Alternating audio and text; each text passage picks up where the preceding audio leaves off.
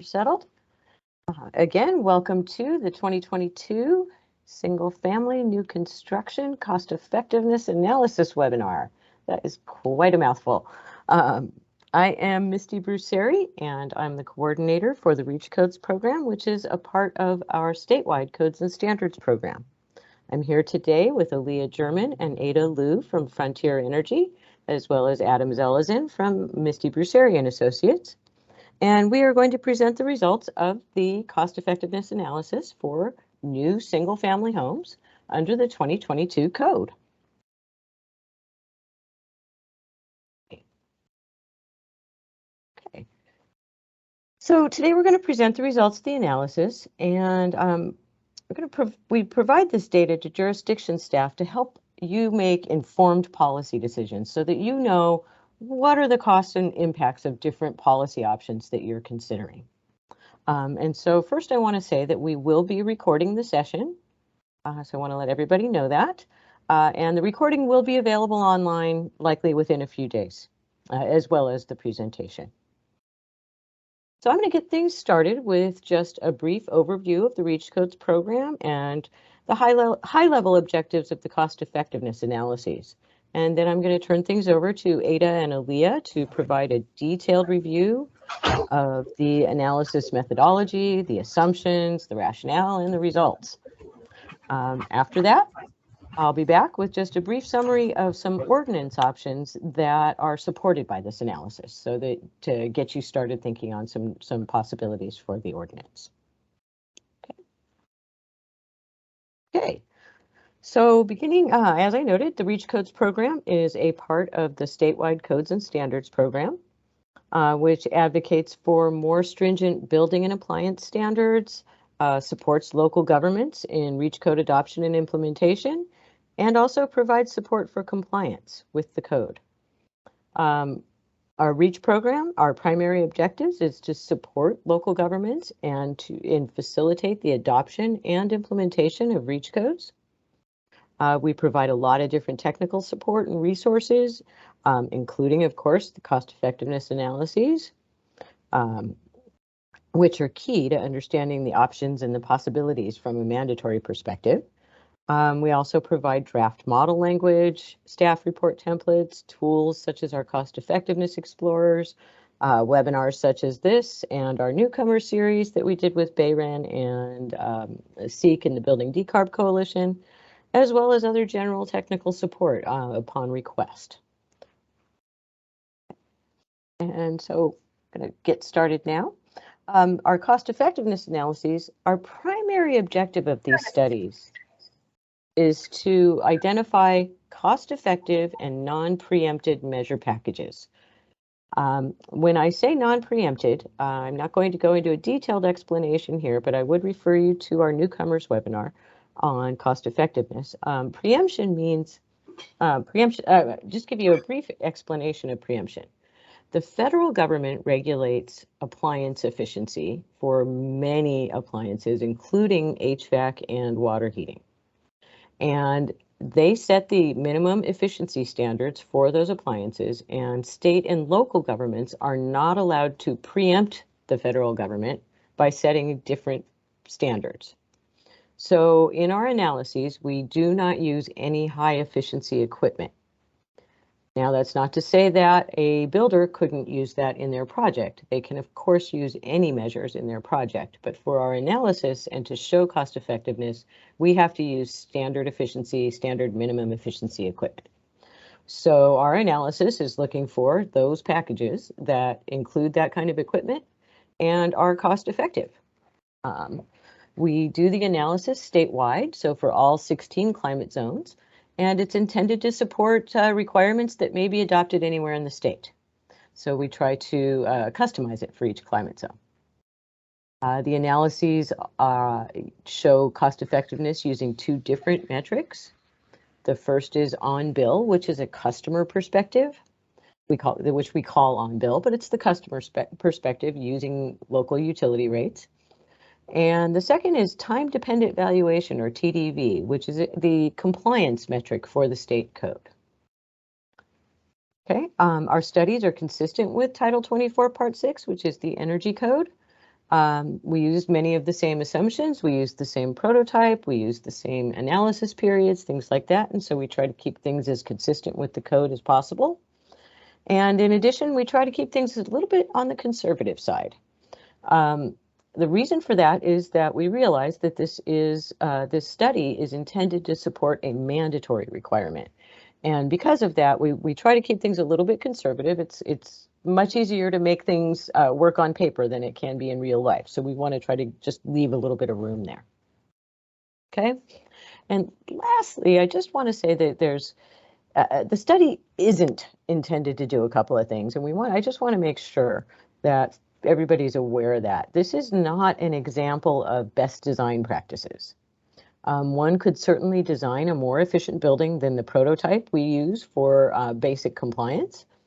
In addition, there's all kinds of other measures that could be done. And it's not a list of specific measures required. Typically, compliance for new single-family homes is done using what is called the performance method. And that just sets a requirement and allows people to select which measures they use. And that's our intent with this, is to identify a package of measures that meets the requirement, but not for that package to necessarily be a mandatory package that people have to install specifically. We just want to set the performance requirement and allow builders to decide how best to meet it. Okay. So before we dive in, I just want to touch on the code metrics just a little bit. They've changed for 2022, and I'm not going to get into any depth here. I just want to make sure that everybody's aware of the different terms that we're referring to and why we're focused on specific items. Basically, in 2022, we have 3 compliance metrics that all projects have to comply with. They're all referred to as an energy design rating, and it's a little bit confusing because there is an EDR1 and an EDR2. EDR2 has 2 components, and projects have to comply with each. EDR1's new, and it's based on what is termed as hourly source energy. Essentially, this is a proxy for GHG emissions. This is where we're looking at decarbonization results. EDR2 is the same EDR that we have had in 2019 with its 2 components. The first, EDR2 efficiency, includes only efficiency measures, whereas the EDR2 total also includes the impacts of adding PV and storage. Okay, so again, projects have to comply with all 3 metrics. Okay. And for REACH codes, we try to ensure that we aren't complicating the compliance process unnecessarily. We try to keep things as clean as possible. And based on our analysis, one of the things that we've discovered is that it makes the most sense to set these requirements based on a margin, basically on the difference between the minimum requirement and the actual project, just using that margin rather than an absolute value. When we looked at things from absolute value perspective, it resulted in projects needing very different measures to meet the requirements. So the margin sets something that makes the requirements much more consistent across a variety of projects. And we recommend focusing on that margin. Excuse me, we also think it's best to focus on only one metric if possible for the REACH code. Again, we don't want to complicate things and have different numbers for each metric. So we were looking at the metrics and we found that the EDR2 efficiency metric seems to be the key here. Our focus is there. It encourages better building design. Basically, the other 2 metrics basically take care of themselves. If you have an all-electric project, you will basically automatically get a compliance credit on EDR1. So you're automatically going to exceed that minimum requirement. The EDR2 total is impacted by adding PV. And for the most part, most people are going to size their PV appropriately. We don't necessarily want to require that people install more PV than the state code. We looked again at EDR2 efficiency. And what we found is that if we focus on that one, the other two take care of themselves. But if we focus on either of the other two, each one of these leaves room for a reduction in efficiency. And so we think that focusing on that EDR2 efficiency score makes the most sense. Okay, and with that, I am going to go ahead and hand off to Ada to dive into the details of the study. Take that away, Ada. Thanks, Misty. So I'll start with the methodology for our analysis. So our approach is similar to other statewide REACH code studies, where we started with packages from the 2019 new construction REACH code analysis and the 2022 prescriptive requirements. We use the CBEC res to model the measures to find cost-effective packages. And there's a new version of CBEC res software that's being developed, so we used a beta version of the software to incorporate those updates. We also updated the measures and costs and evaluated cost effectiveness over a 30-year analysis period based on bill and TDV cost effectiveness. And as Missy touched upon earlier, on bill cost effectiveness is based on utility data, and it's essentially cost effectiveness from the customer's point of view. And TDV is a code compliant metric that aims to incorporate societal and environmental impacts into the cost of energy during a given hour of the year. So we use these two metrics to evaluate cost effectiveness.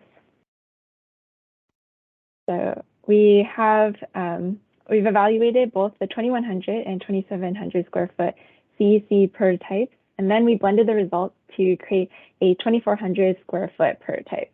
And these the results we'll present today will reflect that 2400 blended prototype. And next, the baseline we chose for our analysis is the 2022 prescriptive requirements with slab on grade, vented attic, heat pump baseline. For those who aren't familiar, the 2022 code applies a heat pump to either the water heater or space heating, depending on the climate zone. And then our baseline also includes minimum efficiency equipment and the prescriptive PV standard, which is the same as the 2019 PV standard. So these are the packages we chose to analyze. So we have all electric and mixed fuel packages, and then we layered on efficiency, PV, and battery. And just a note on the 2022 mixed fuel definition, it's slightly different than the 2019 definition because of that heat pump baseline that we discussed in the previous slide. So now there are 3 gas appliances instead of 4. In the next slide, we have our efficiency measures. These are the efficiency measures. We chose these measures based on our prior analyses that determined which measures were cost effective in each climate zone. So we have reduced infiltration in climate zone 14, slab insulation, cooler roofs, high performance, windows, duct distribution measures, buried ducts, and basic compact hot water credit in most climate zones. So that wraps up our methodology section. Are there any questions about our methodology?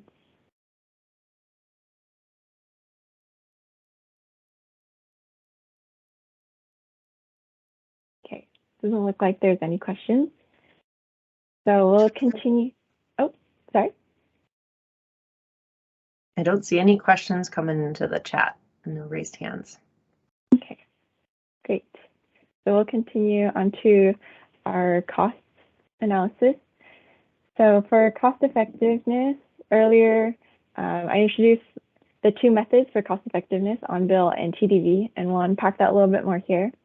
The on-bill is based on utility rates, and the rate we applied to each climate zone was based on the predominant IOU serving the population of that zone. In some climate zones, we evaluated multiple utilities where there was crossover of service territories. And these utility rates are assumed to escalate over time, so we use the escalation rate based on the CPUC en banc through 2030. TDV, like we defined earlier, is that code compliant metric that incorporates societal environmental impacts. These are both evaluated over a 30-year period, and we calculated net present value by taking the difference of the present value of the benefit and the present value of the cost. And the benefit to cost ratio is taken by dividing the present value of the benefit by the present value of the cost. And in the next few slides, we'll show the costs for the measures we studied and their sources. And we won't spend a lot of time here, but if you have specific questions, we can always come back. So these are the costs for our envelope measures, and most of these costs come from previous case reports. And next we have duct distribution costs.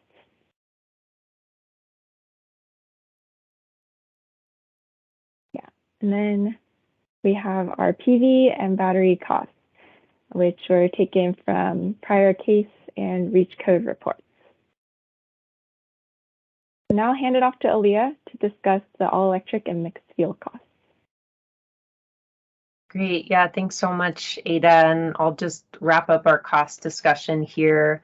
We'll spend maybe a little bit more time talking about this one because there's quite a bit of cost assumptions that have to go into looking at our all-electric versus our mixed fuel scenarios. And the biggest piece there is the gas infrastructure cost and potential savings from not running that gas infrastructure to an all-electric building. We know that these are highly variable. They depend on region, site conditions, project scope, and other factors. And we've tried to develop average costs that we hope are, reflective of many projects across the state. So we did develop costs for kind of two different scenarios: a new subdivision and an infill scenario, a new construction home that's going in the middle of a city, for example. And these have very different kind of cost profiles because of those specific site conditions. And what we've used in our analysis is a blend of these two, weighted more towards the new subdivision side, since that's primarily what we're seeing across the state in new construction starts. So we end up with something about $3,500 first cost savings for elimination of that gas infrastructure in our all-electric building. And that's what we used in the on-bill cost effectiveness analysis. And we used something a little bit different in the TDB analysis. And the reason for that is that a builder very often will receive a discount from the utility because of utility extension rules. And so they get a discount, assuming that, well, the costs for this extension of our infrastructure is going to be paid for through ratepayers from the utility funds. And so while from an on-bill perspective, we want to reflect what today that builder is actually paying or not paying for gas infrastructure, from the TDB perspective, as Ada said, is more a societal viewpoint. And so we need to make sure that we incorporate all of those costs, regardless of whether it's paid for, from a particular utility fund or from the builder, or, reimbursed through rates. So for the TDB analysis, it's about $4,500.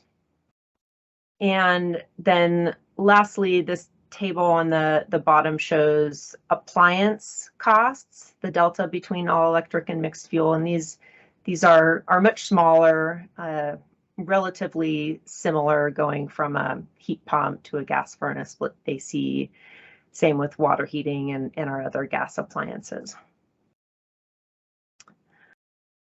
So let's see, is there any questions on costs before we move into some discussion of code and results? I do. Okay, I see a question about gas pricing in SDG. There was a massive escalation in gas pricing in SDG&E territory recently, and electricity rates also rose. What day were the gas prices taken that were used in the study? So we updated them fairly recently. I believe it was across all the utilities that we evaluated, the March tariffs. So we did capture those increases. We saw those in the beginning of this year, both on the electric and gas side, and those are incorporated here. Why are infill service extension costs greater than new?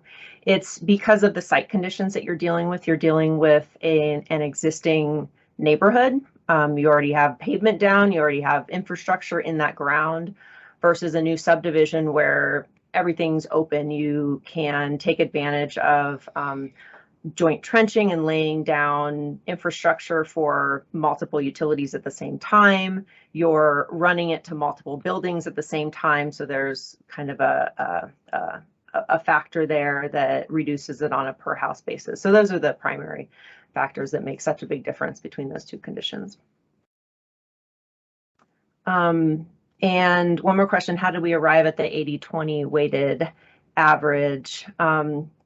So there's not, that was a hard one to get at, and there's not a lot of, well, we do have data on estimated construction starts regionally across the state. There isn't a good estimate on that breakdown. So we weren't able to inform that from statewide data. If anyone has any data that might be able to inform a better weighted average there, we're certainly open to looking at that. And in the report, we're also going to show how those two scenarios impact the results. So, we'll use our average for the analysis and come up with an answer based on that. That's what the results you're going to see today are based on.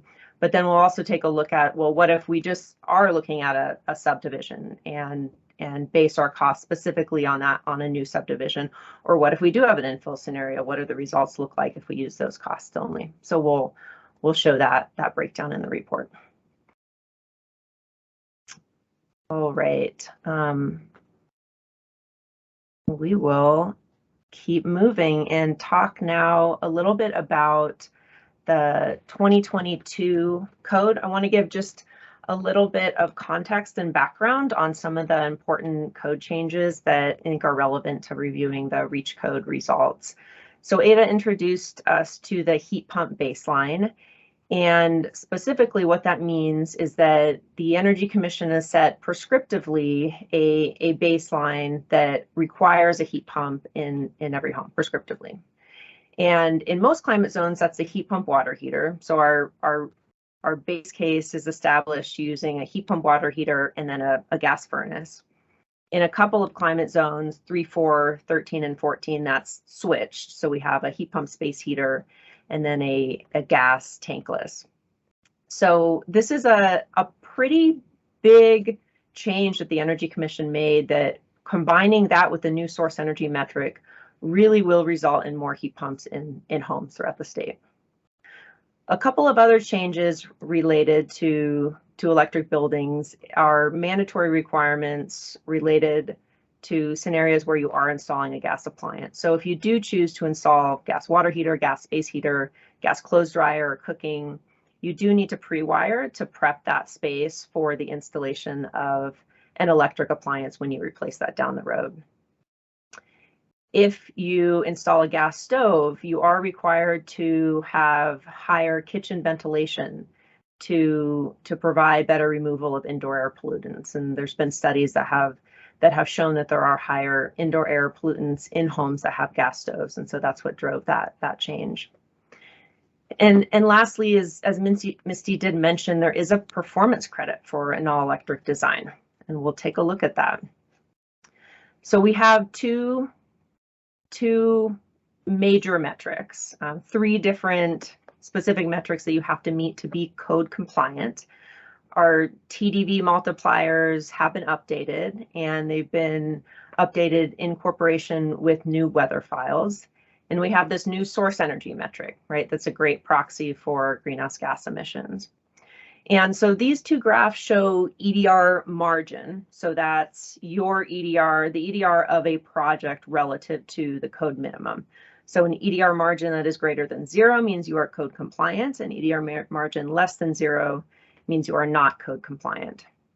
So this graph on the left is an all-electric prescriptive home. So that means a home that is built entirely to the prescriptive standards, but has all electric appliances. So instead of just that one heat pump, We also will flip that other end use, space heating or water heating, and then also electric clothes drying, electric cooking.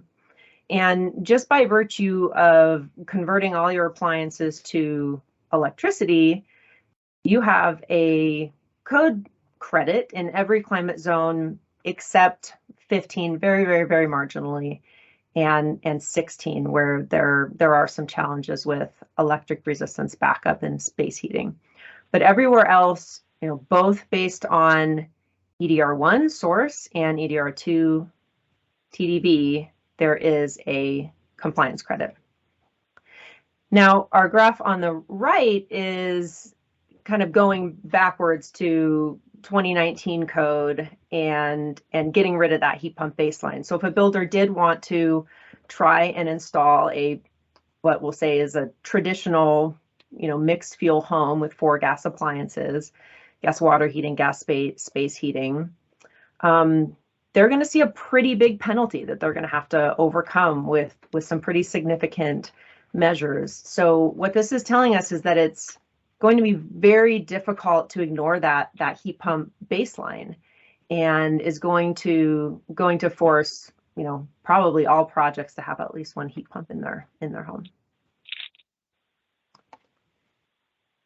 So we looked at what does this all electric credit mean in terms of what can we take away from that prescriptive building, and how does that impact compliance? So here we're looking at efficiency EDR2, and this first column is the prescriptive package that we were looking at in the prior slide. And this second column here is after removing rigid wall insulation, so reducing the performance of that wall relative to what's in the prescriptive package. And where we have red numbers, we're not compliant anymore, we're less than 0. Where we have blue greater than 0, we're still compliant. So in a few 5 climate zones, we drop out of compliance after removing that prescriptive wall measure. But in all the other climates, we're still compliant. We then tried in our hotter climate zones, there's a high performance attic prescriptive requirement that has roof deck insulation. And removing that in addition to the rigid wall insulation, we now aren't compliant anywhere, but there's at least a couple of climate zones, 4 and 12, that aren't too far from compliance. So I think this really illustrates the code incentive that is being provided to construct all electric, which can be good, right? Jurisdictions that are considering a REACH code, I think, have a really big opportunity here. If you're ahead of the curve, and if you require just a little bit of efficiency, we can preserve what otherwise might have been traded off in the code.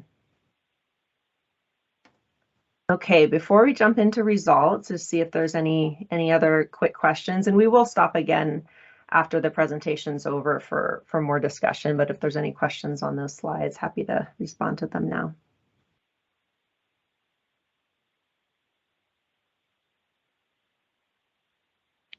And just a reminder that you can also raise your hand if you don't want to type in the chat.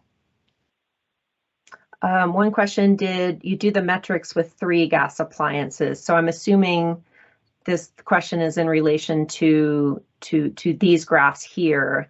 And so a 3 gas appliance home is our base case. So we would see 0 EDR margins across the board for that condition, if everything else is prescriptive.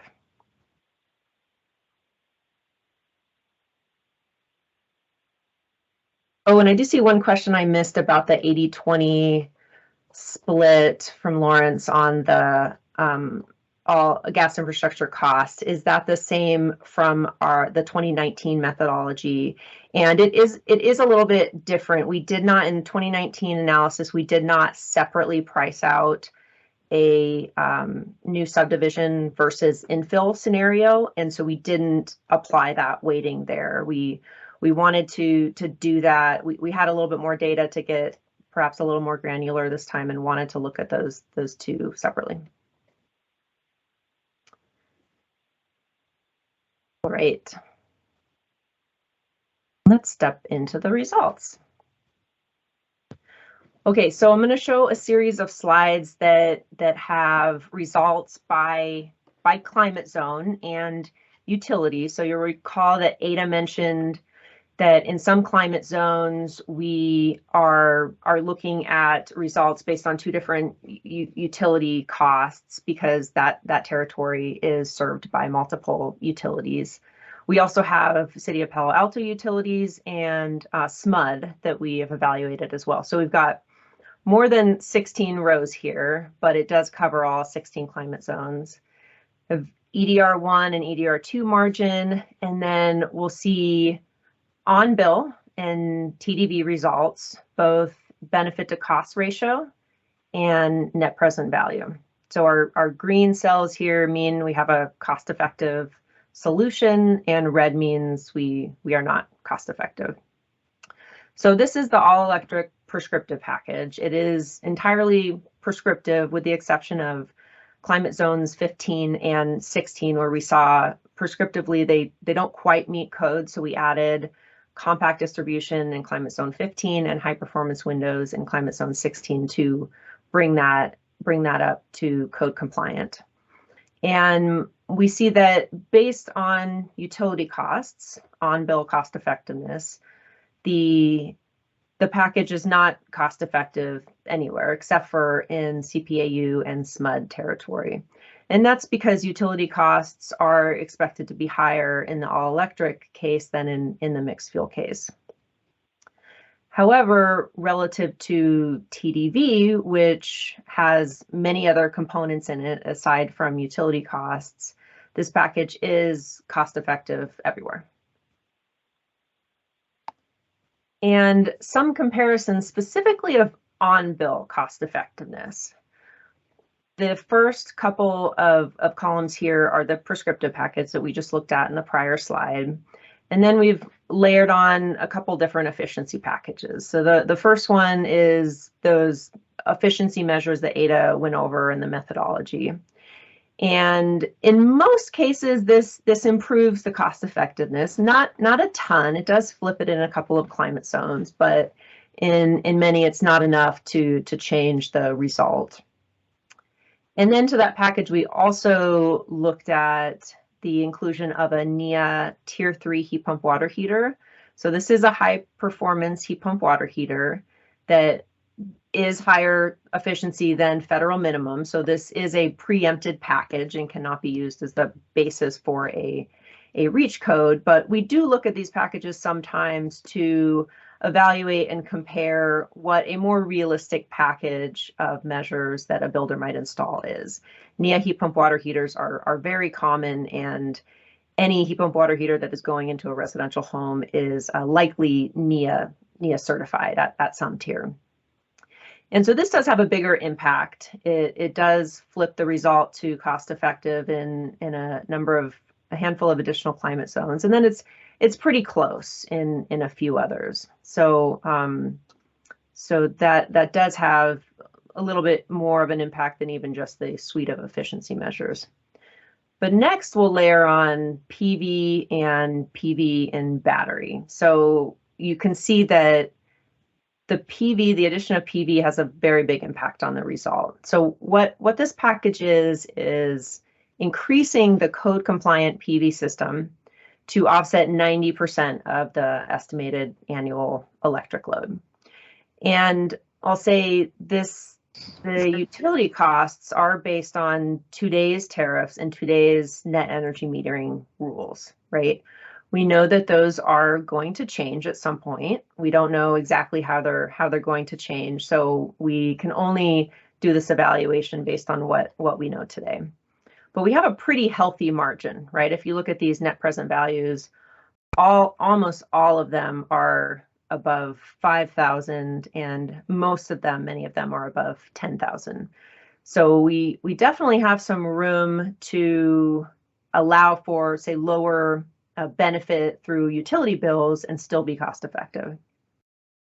This last set of columns here is when we then add a 10 kWh battery. And the battery provides benefit, it provides TDV benefit, it provides utility cost benefit because we're shifting energy use from peak to off-peak time, but it's also very expensive.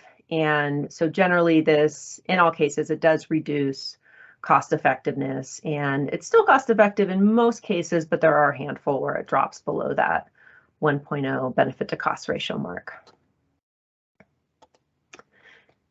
So this is a similar comparison for our mixed fuel packages. These three are efficiency measures, and then efficiency and PV, and then adding that battery on lastly. So the efficiency package is cost effective in many scenarios. So this is just going from our 2022 baseline with the heat pump baseline, so 3 gas appliance home, and then adding on that suite of efficiency measures. If we then increase the PV system size for the mixed fuel packages, we increased it to offset 100% of the estimated annual electricity use, then the package is cost effective in almost every scenario. There's just one in Palo Alto that it's not cost effective. But we don't have as high of a margin here as we did on the electric side, right? There's not as much additional electricity load to offset with a larger PV system in a mixed fuel home. So when we then add that higher cost of the battery, we are not cost effective anywhere. But let's look at this PV and battery case a little bit more. So these are the on-bill results, right, that show this is not cost effective anywhere. But from a TDV basis, it is. And TDV takes into account many other aspects and benefits of load shifting measures such as batteries that we aren't properly valuing, say, in our time of use costs today. So with TDV, this package is cost effective everywhere. And here's a comparison of greenhouse gas emissions. So our first bar here is our 2019 mixed fuel prescriptive home. So this is a home that has gas space heating, gas water heating. We then move to the 2022 heat pump baseline case where we've shifted, one of those. Well, this is specific to climate zone 12. So we've shifted our gas water heating to heat pump water heating.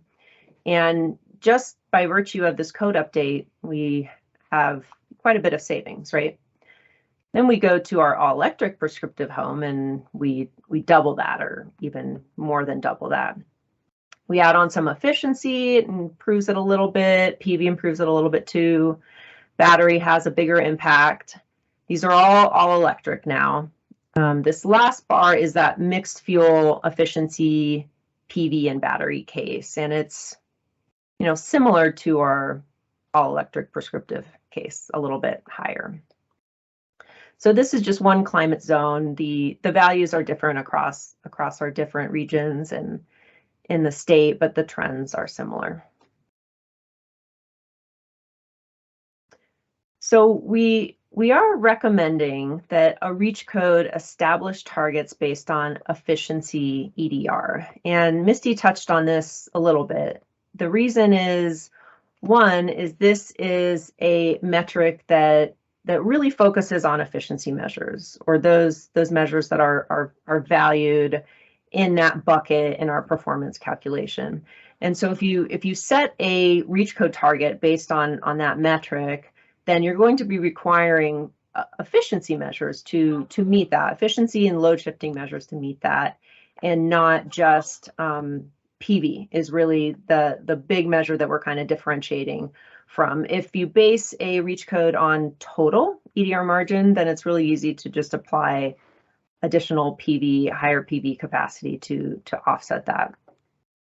This graph is showing where we landed with two of our packages. So this isn't all the results. This is just focusing on the all electric prescriptive and the mixed fuel efficiency PV and battery case.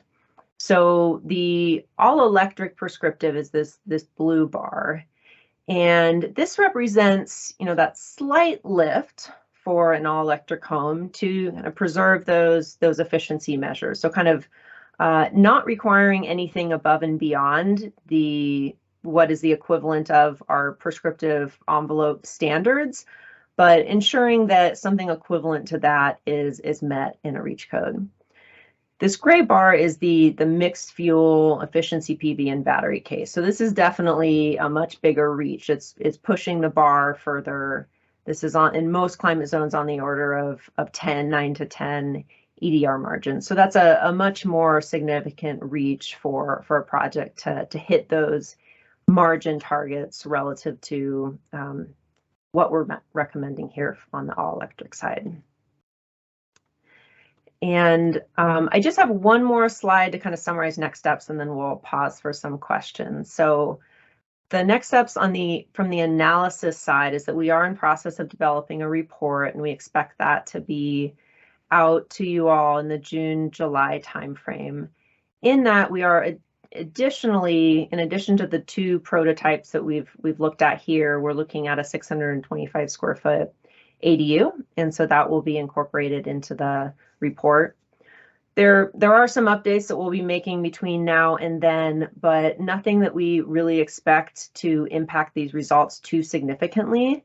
There may be some software updates that we want to make sure are reflected in our final results, but we're not aware of any large changes in the software between what we have, the beta software that we have today, and what we expect to be approved by the Energy Commission. So with that, we can see if there's any questions before we go back to Misty. Great. There are actually a couple of questions left from the chat. Let's see here. One question from Kelly Linden. Could you clarify factors that TDV includes beyond on bill? Which of these TDV factors are regional benefits versus state or global? Yeah. So there's a lot that goes into the TDV factors, and if you're interested in learning about that more, I would suggest reviewing the Energy Commission's consultant E3 put out a report on the 2022 updates and development of the TDV factors that has a ton of great information on it. And I do not pretend to be an expert on TDV, but it is really state level focused, so not as many global impacts there that they try to incorporate into TDV, but it's looking at kind of the statewide cost of energy production, and so it looks at the impacts from the utility perspective, so not just the rates that are going out to ratepayers, but everything that gets folded into having to turn on peaker plants, for example, in the afternoon to respond to peak loads. Greenhouse gas emissions are in there, both on the electric and the gas side. There's utility costs and tariffs are a factor in there as well. So there's a whole slew of things that get folded in and are looked at very closely by the Energy Commission and the consultants that develop those.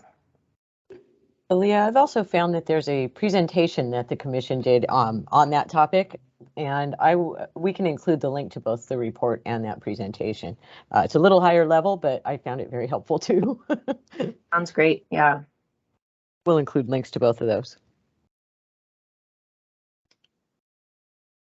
So I do see some other questions, but some may have been answered. Yes, there is another one here. I have one here. Is the CEC looking at embodied carbon footprint yet? The PV and batteries have huge footprints, and we need to include that in our total GHG emissions. Yeah, Bronwyn, good question. The CEC is looking at embodied carbon right now and trying to tackle and figure out how that gets folded into their policy making. And so it is not encompassed in the building code today, and it may be in the future. They have been holding workshops, and there's been some commissioner workshops that have looked at embodied carbon and trying to understand how they fold it into building codes, or if there's different policy paths to focus on that. So I don't have the answer in terms of how that's going to be addressed. It's not addressed in the code today, but it certainly is of interest at the state level. Hey, Leah, this is Jeremy. I can kind of respond to that question. For context, I think it's good for folks. This is Jeremy from San Diego Gas and Electric. I'm part of the Code and Standards team that supports Leah and Misty. And basically, I highly recommend reviewing the 2021 IPER, which is an integrated energy resource plan. And basically what it talks about, there's a whole section on embodied carbon. And all the state agencies that would be working on embodied carbon are already working on it together. So there is a great effort between HCD, Building Standards Commission, and the CEC to address embodied carbon and a roadmap and strategy going forward. So if you're interested, feel free to hit me with an email. Once public workshops start happening, we can definitely flag them. But at the local level, I think there's a huge opportunity for jurisdictions to respond to embodied carbon and lead by example. So just some context. Thank you. Thanks, Jeremy. And Kelly also noted that the Building Standards Commission has started a carbon collaborative working group to begin looking at this also. Looks like there's several efforts on that. Okay, and Carl Aldinger had asked a question about the difference between a minimum efficiency heat pump water heater and the NEA unit and why there was such a huge difference. And I had responded to him that we had to use a minimum efficiency unit in the study to avoid preemption. And he notes that it would be really helpful to express in the final report that we've done that and that unit doesn't really exist so that people don't assume the exact opposite, that the NEA is actually more like the real world situation. And I agree, Carl, that's a Sure. Great point. Thank you. Nilmini asks, what's the difference between this ADU study coming up and the 2019 Detached ADU study? It will be an update on that study. So the prototype that we're using is a little bit different, but it's very similar, and the intent of this study is similar to what that 2019 study did. But so updating that to reflect the new software, this updated prototype, this 2022 code cycle, and any other updates that we have based on new data, such as incremental cost of measures, et cetera. Great, thank you. And Kelly asks, thanks for the TDV info. Do reach codes tend to use TDV or on bill for cost effectiveness? And what's the rationale for one versus the other? So it is, Misty, you can add to this, but it is up to the local government to decide how they want to determine cost effectiveness. The Energy Commission does not dictate that. So we try to provide all the information that we can, and that in part is showing both this TDV and this on-bill piece. It's up to the jurisdiction to decide if they are comfortable basing a reach code on one or the other. In either case, it is really important and good for them to have both of those data points as part of their stakeholder outreach and workshops and communications internally to have all that information in front of us and understand, okay, from the TDV perspective, perhaps it looks one way, but we can also see what this might do today based on utility costs. And so we try to always provide both of those data points. Ultimately, it's up to the jurisdiction to decide what they're comfortable with. Okay, thank you. And I think, oh wait, we've got a few more here. Can you explain again which TOU rate was used in the studies? And was it an average DR TOU? So it's based on conversations that we had with the utilities to determine what their default residential time of use rate is. Sometimes there are a couple of different options, but usually we're using the one that, say, if a new customer comes online, they're going to be defaulted into this time of use rate. So it's TOU-C for PG&E. I'm sorry, I'm not going to be able to remember SDG&Es and SCs off the top of my head, but it is their default residential time of use rate. And I do see one from Karen that maybe got answered in the chat, but I might have missed it. But it's, would the all-electric EEPV and battery package be TDV cost effective in all climate zones too? And the answer, Karen, is that yes, it is. And all of those details will be included in the report. Okay. I think we've gotten through all the questions in the chat. Are there any other questions?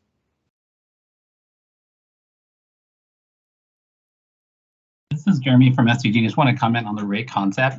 There's a lot of rates out there that are offered. There's EV rates, there's low income rates, there's medical baseline solutions. Traditionally speaking, rates are designed so that they benefit, the customer in a lot of different scenarios. When we took a look at the rates, and for SDG&E customers that have rate changes, you're offered basically, 3 to 4 different scenarios of different rates, and they all come out to generally the same cost within a few dollars per month. So when you think about the rate side of it, Aaliyah is pointing to the default rates for the utilities, and those are pretty accurate, being the best scenario for the customer when they have their bill come. So you can be pretty confident that in the rate selection, we selected rates that were going to be very comparable to what the average customer would be using. So thanks, that's just my comment. Thanks, Jeremy. Thank you. And we got a couple of other questions in the chat here. Have any of the studies looked at the impacts of portable solar and battery packs? They're still expensive, but more options are coming to market and can reduce household energy usage. No, we have not. In fact, I'm not familiar with what that would look like for a new home. So no, the cost. I mean, I think the important difference is probably going to be cost based there, and the costs that we use for PV systems and battery systems are based on systems that are, PV systems that are being installed on rooftops today and integrated into your electric panel, and then similarly battery systems that would sit in your house, in your garage, or wherever it may be, and integrate with the PV system as well as your electric system. Thank you. And Minnie asks, can you provide the GHG graph for other climate zones? Well, in the report, we will provide greenhouse gas emissions for all of these different scenarios. We haven't gotten there yet. I'm not sure what graphics will show relative to greenhouse gas emissions reductions and across all the climate zones. But Misty, in the cost effectiveness explorer, that would be an easy place for people to access this data as well, right? Yes, that was what I was going to say, actually. Thank you. We are working on that now. And yeah, you should be able to compare policies and look at that graphically through the Cost Effectiveness Explorer. And Nilmini, we can also talk offline for anything particular to your needs there. Okay. I think, yep, that covers them in the chat. Any other questions for Aaliyah?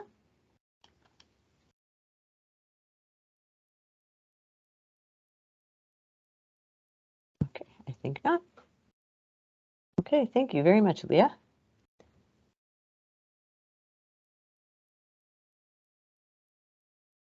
Alrighty, can you see my screen okay? Yes. Thank you. Alrighty. Okay, so you have all these results now. Now what? We've often heard from people that after we present these results, it's they're often a little bit confused as to what their next steps might be. So we wanted to talk about some of the general considerations and some of the options that these studies can support. I'm going to go through those real quick. This is a picture of just the kind of the big overall adoption process.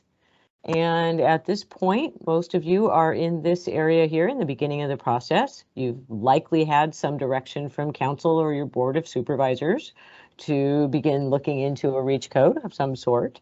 You're now receiving some of that technical information and analyses to start looking at what the options are from that perspective. And it's time to start getting stakeholder input and start developing a proposed ordinance. As you may or may not be familiar with, this is a bit of an iterative process where you go through and start refining and changing and refining as you incorporate feedback from various stakeholders. So I'm going to just kind of go through, there's a few different paths that you might take as you develop an ordinance. And we're going to go through those, the paths that are available. There are likely others, but these are the most common ones. Okay, so I'm going to ask you to be a little bit patient with me. This table is a little bit busy. It's really not super complex though. We're going to walk through it. So just if you could be a little patient while we do, that'd be great. So this is actually a slide that I borrowed from Lawrence. Thank you, Lawrence. I've added just a little bit more information to it for this webinar. But these are the different kinds of approaches you might take for an ordinance for single-family new construction.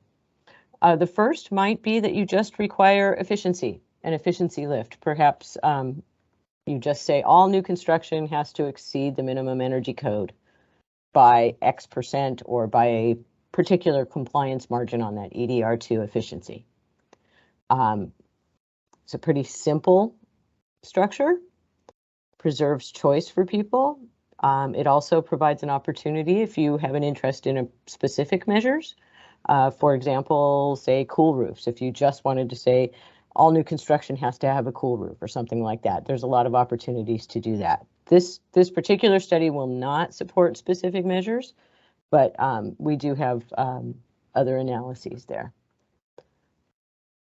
Moving up from there, you have a structure that we have been referring to as electric preferred. And essentially, in the electric preferred structure, you only require buildings, mixed fuel buildings, to exceed the minimum energy code. And so an all-electric design would just have to meet the minimum code, and a mixed fuel design would then have to achieve that compliance margin. Again, you still preserve some choice.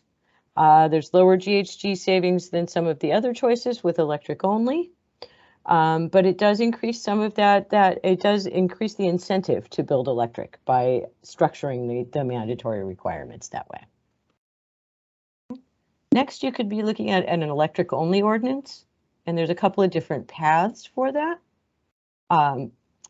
One path is a natural gas moratorium that uses the jurisdiction's, I hate to use the phrase, but police powers. It's their powers to maintain health and safety. And it focuses on the infrastructure. That is not an energy conservation ordinance. It's focusing on the actual infrastructure. So it does not allow any new gas infrastructure, no new hookups, no new piping, things like that. Because it's not a building code amendment, it does not have to be renewed with each building code cycle like the others do. So it is a longer lasting ordinance. There are some advantages to going that way. But if you do want to do anything else, there's some advantages also to going through the building code and using CalGreen. Again, because you're requiring electric only and not requiring a reach in this situation, you would not have to go through the Energy Commission. It's likely you would probably modify CalGreen or Part 11 of the building code. And the requirement essentially is that all new construction would be electric only. Like some of the others, you have to renew it along with the building code every 3 years. So you have to update it each time. Okay. And again, we are recommending a combination here. This last column in the table, some sort of a combination of requiring electric only plus efficiency. So you can use either path here to require electric only. But we recommend that you also add efficiency if you do that. And so that would require that all new construction is electric and exceeds the minimum state requirement.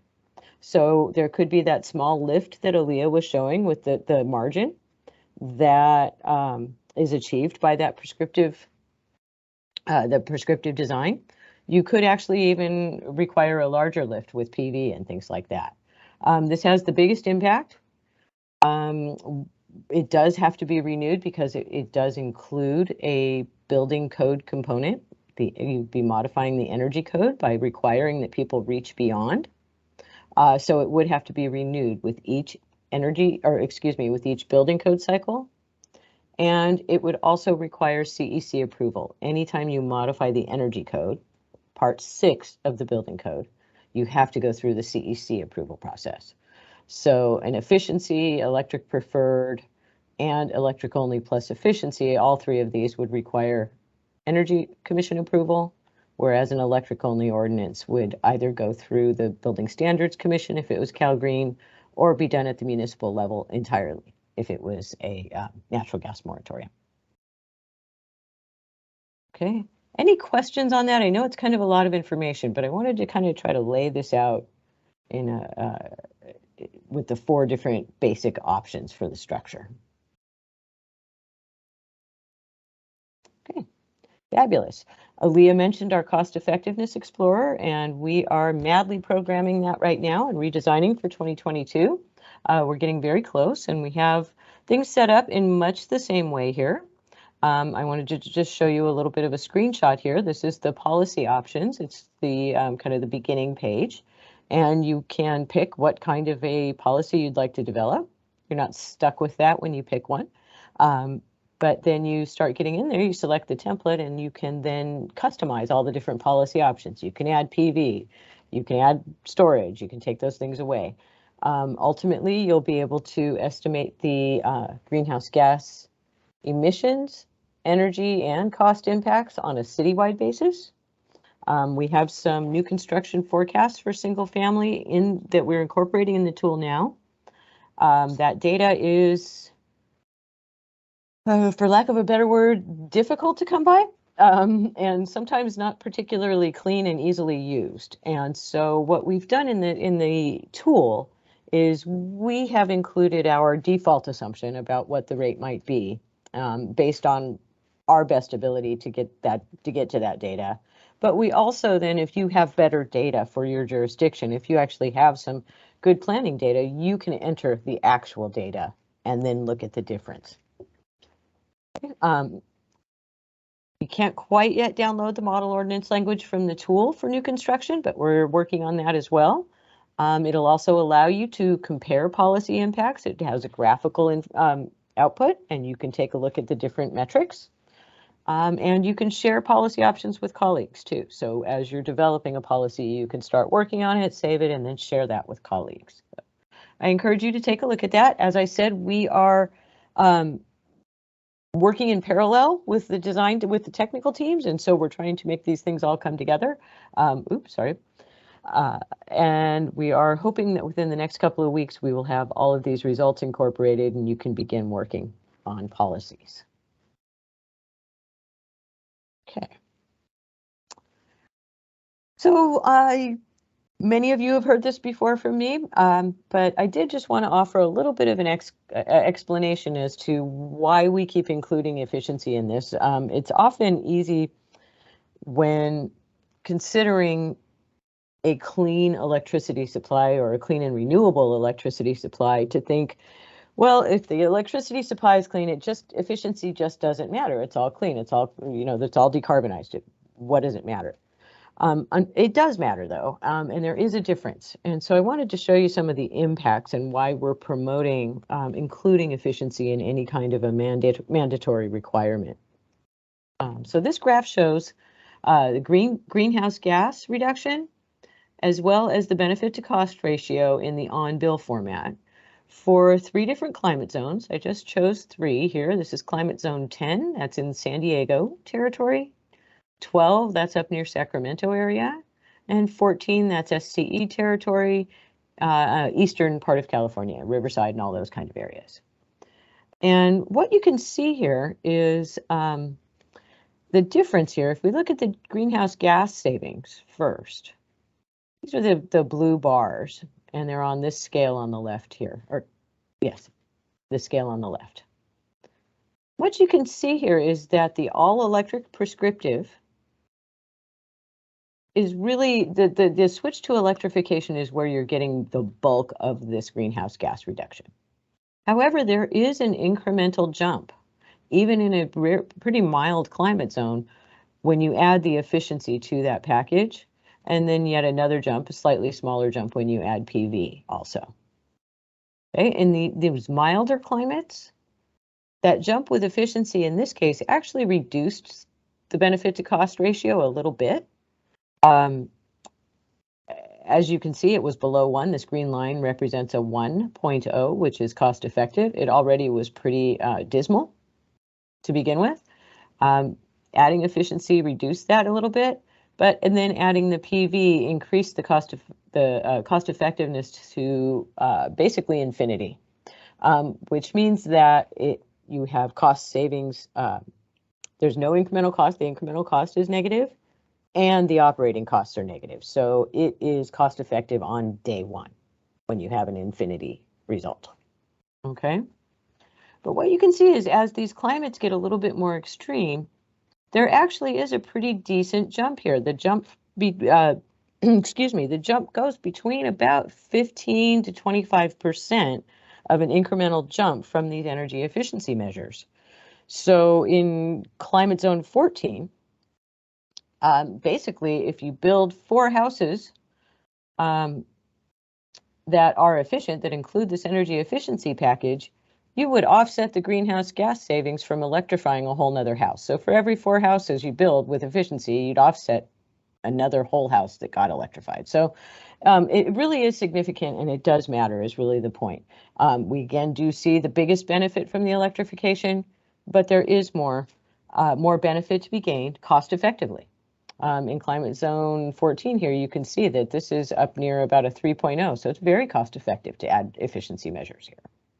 And again, in all cases, when you add the PV, this is under NEM 2.0, the result is infinite or cost effective on day one. Okay. So these savings impact more than greenhouse gas emissions, though. On an individual level, an efficient home translates to lower bills, lower utility bills, and possibly, if it's very efficient, even smaller mechanical equipment. You may be able to downsize. Better envelope also translates to better indoor air quality, more comfort, and also increases resilience in the event of wildfires or PSPS events, things like that, because the home can ride out those events much more comfortably.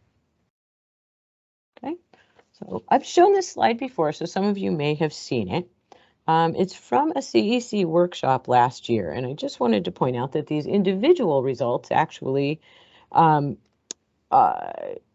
out in statewide when we start looking at a much bigger scope. According to the CEC, if we pursue electrification, these scenarios show electrification with and without aggressive efficiency also. And what we see is that if we do not include efficiency along with our electrification activities, we're going to need about 20% more electricity generation. Well, that also means more infrastructure, more controls, more storage, and more embodied carbon to serve all this need that we do not need. So I just wanted to show that this new construction, of course, is not the bulk of this analysis, but it is fairly consistent that we will get about a 20% reduction if we keep pursuing efficiency, and that isn't insignificant. So. Lastly, I just wanted to leave you with this is a very loose quote from one of my favorite thinkers in this industry, Amory Lovins. I say it's a loose quote because he's said it many, many different times in many venues, and so there isn't a one quote that captures it.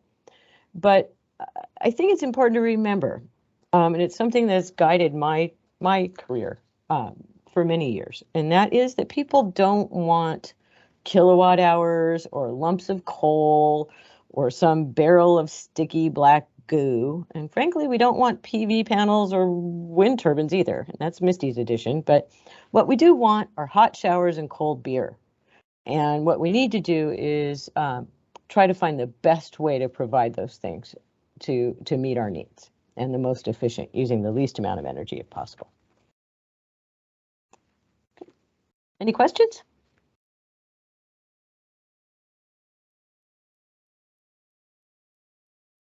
See, there's a few things in the chat, but I haven't quite gone through yet. Let's Let's see here. They were mostly addressed already, Misty. Okay, fabulous. Thank you. Just trying to read that. Okay, are there any other questions for myself or for Aaliyah and Ada? Any other comments?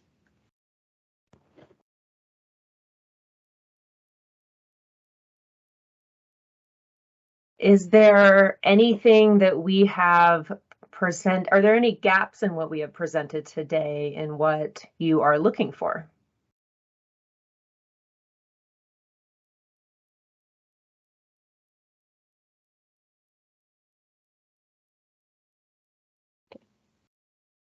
Well, hearing none, I think we will end a little bit early, but this is obviously not your last opportunity. Should you have any questions as you start processing this, if you have any feedback or comments, please don't hesitate to contact us. You can contact us. Our emails are on the screen here. They'll be in the presentation. You can also contact us through the program at info@localenergycodes.com.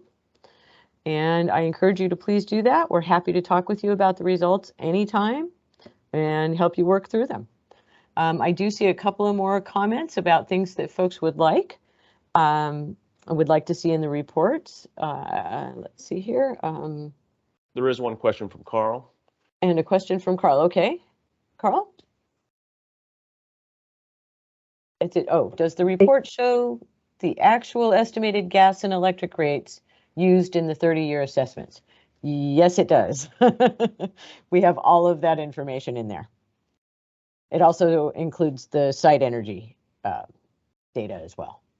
And slides will be available along with a recording within the next few days. We will send those out to everybody that registered, and they'll be posted on our localenergycodes.com site. And then I just see a couple of comments about adding embodied carbon. And I think as much as we'd like to do that, we are looking into it. I'm not sure we have the data we need quite yet to get it in there, but we are looking into it and hope to add that and other things to the report soon. So, alrighty.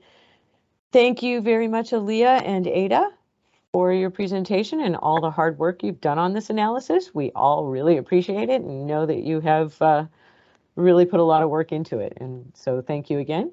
And thank you all for making the time to attend today. Yeah, thank you, Misty, and thanks everyone for being here. Thank you. Thanks, everyone.